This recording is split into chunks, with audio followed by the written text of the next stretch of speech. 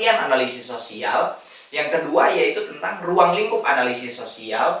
Yang ketiga tentang teori-teori analisis sosial. Yang keempat atau yang terakhir adalah langkah-langkah secara... Welcome to Kamar Pergerakan.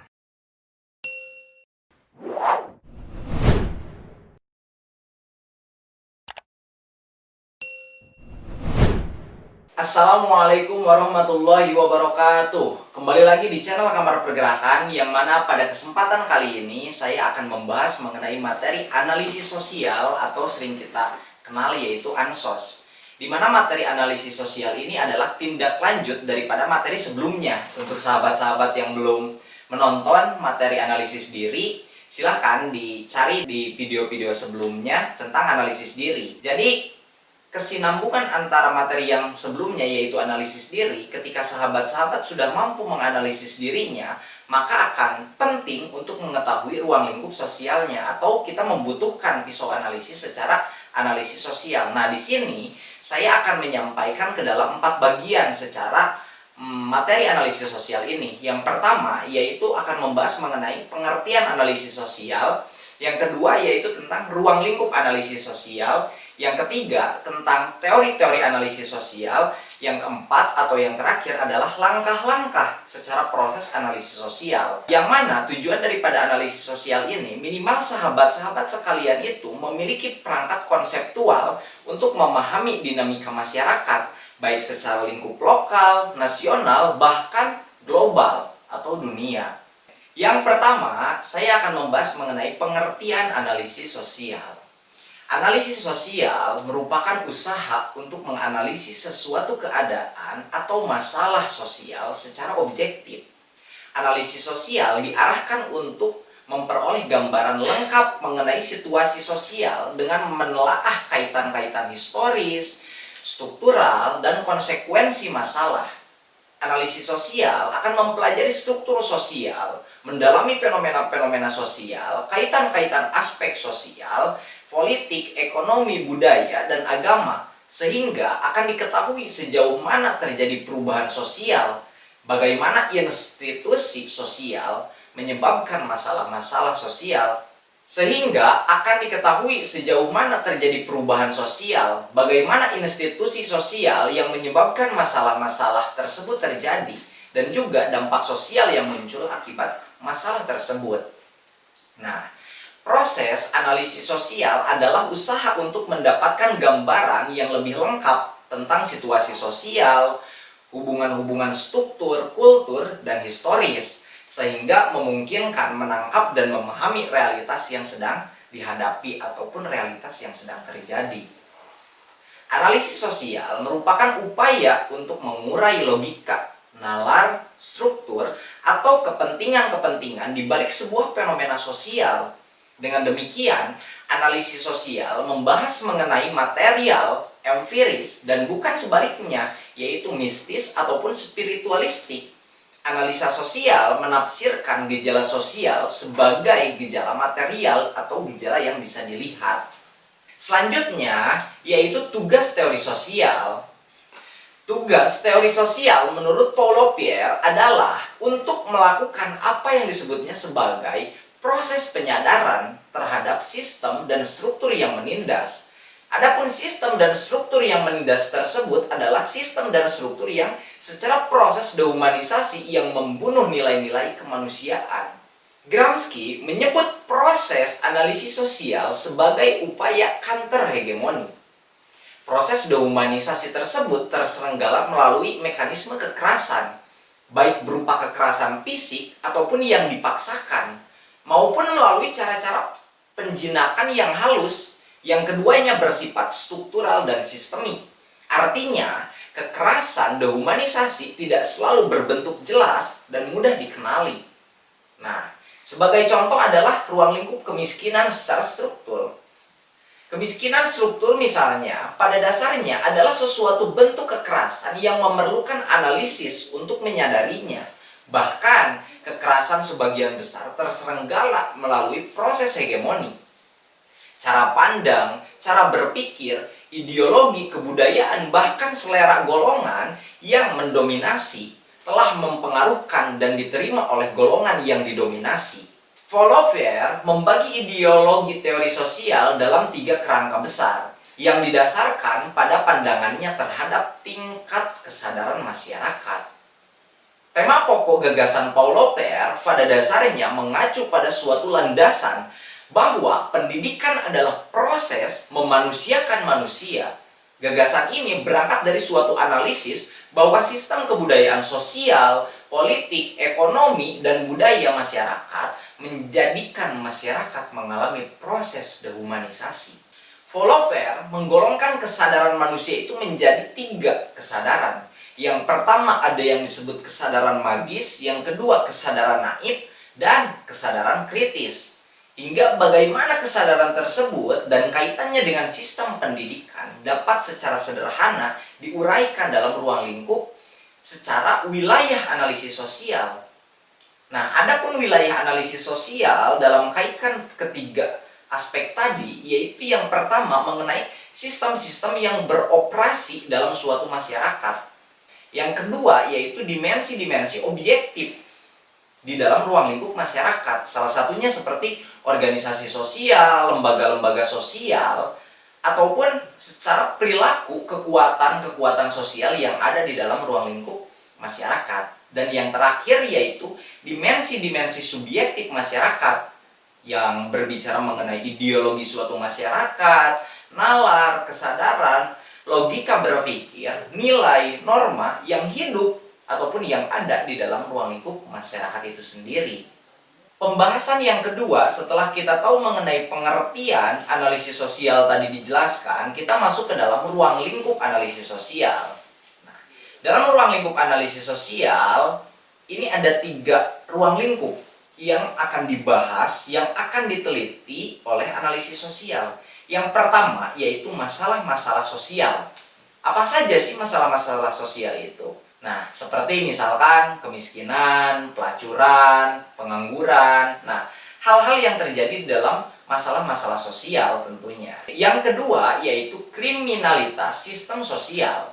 Seperti tradisi, usaha kecil atau usaha menengah, sistem pemerintahan, sistem pertanian, lembaga-lembaga sosial seperti sekolah, layanan rumah sakit, dan lembaga-lembaga yang ada di dalam ruang lingkup pedesaan.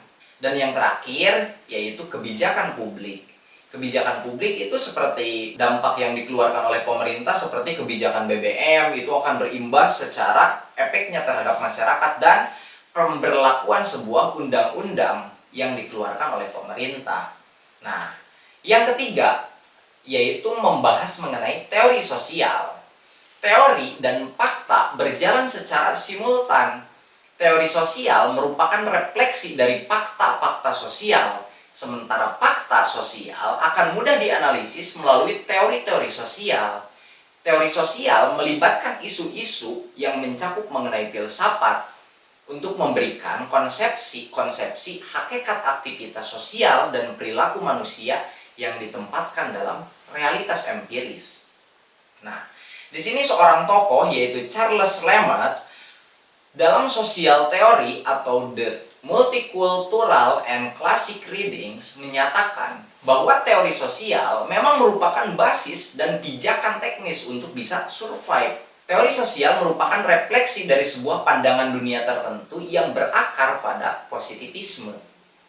Kemudian menurut Anthony Giddens, secara filosofis terdapat 2 macam analisis. Yang pertama yaitu analisis institusional atau analisis sosial yang menekankan pada keterampilan dan kesetaraan aktor yang memperlakukan institusi sebagai sumber daya dan aturan yang diproduksi secara terus-menerus.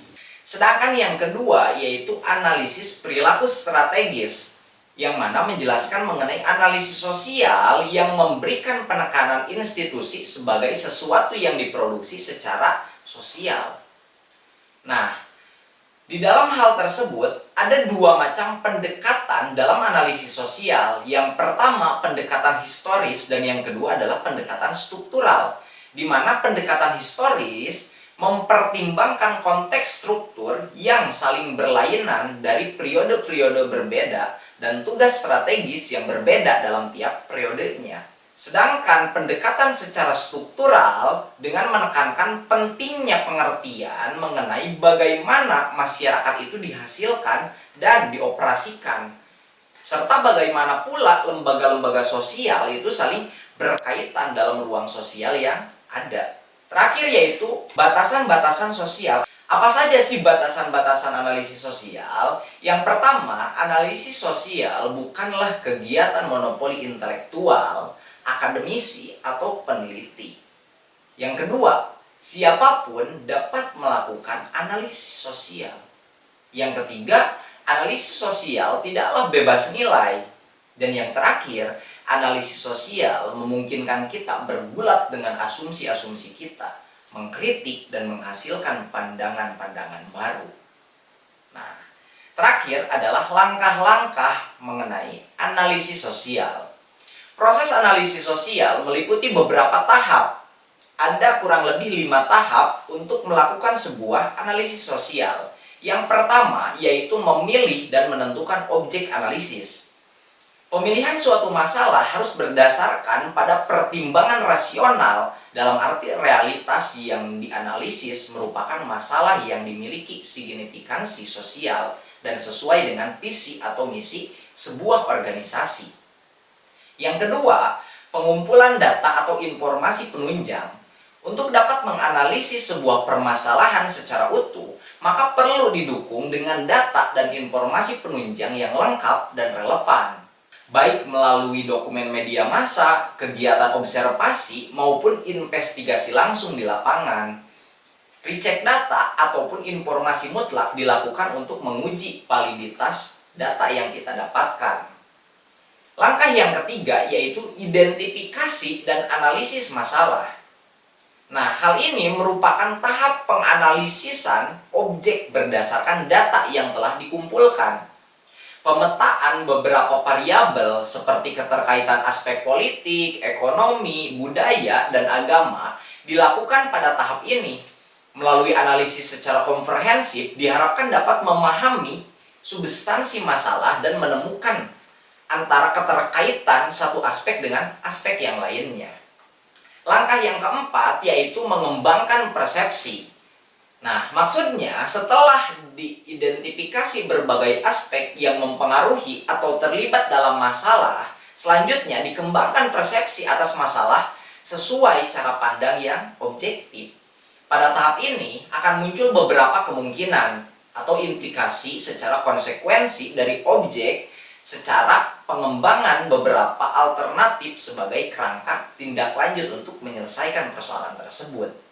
Dan langkah yang terakhir dalam analisis sosial yaitu menarik kesimpulan. Pada tahap ini telah diperoleh kesimpulan mengenai akar permasalahan. Pihak mana saja yang terlibat, pihak yang diuntungkan dan yang dirugikan, akibat yang dimunculkan secara politik, sosial, ekonomi, serta paradigma tindakan-tindakan yang bisa dilakukan untuk proses perubahan sosial. Nah, maka dari itu, analisis sosial itu sangat penting untuk sahabat-sahabat sekalian pahami. Karena apa? Ketika kita sudah mengetahui tentang bagaimana kita itu harus bertindak dalam ruang lingkup sosial, itu akan melahirkan sebuah pemikiran bagaimana cara kita itu menentukan ataupun menganalisis permasalahan-permasalahan yang ada di dalam ruang lingkup sosial. Nah, mungkin itu penjelasan mengenai analisis sosial meskipun secara teoritis, tetapi nanti kita akan bahas secara analogi lebih dalam mengenai analisis sosial secara penerapan. Ketika sahabat-sahabat merasa kurang puas dengan materi analisis sosial yang saya sampaikan pada kesempatan kali ini, silakan sahabat-sahabat bisa berkomunikasi via Instagram @kamarpergerakan. Di situ sahabat-sahabat bisa berkomunikasi dengan admin Kamar Pergerakan. Dan mudah-mudahan kita bisa mengupas tentang permasalahan-permasalahan sosial yang terjadi di lingkungan sahabat masing-masing. Dan terakhir jangan lupa subscribe, like, dan komen, serta share video ini jika bermanfaat. Teruslah hidup dan berkarya atau mati dalam kegelisahan, serta jadikan setiap orang sebagai guru dan setiap tempat sebagai sekolah. Wallahul muwaffiq ila aqwamit thoriq. Wassalamualaikum warahmatullahi wabarakatuh.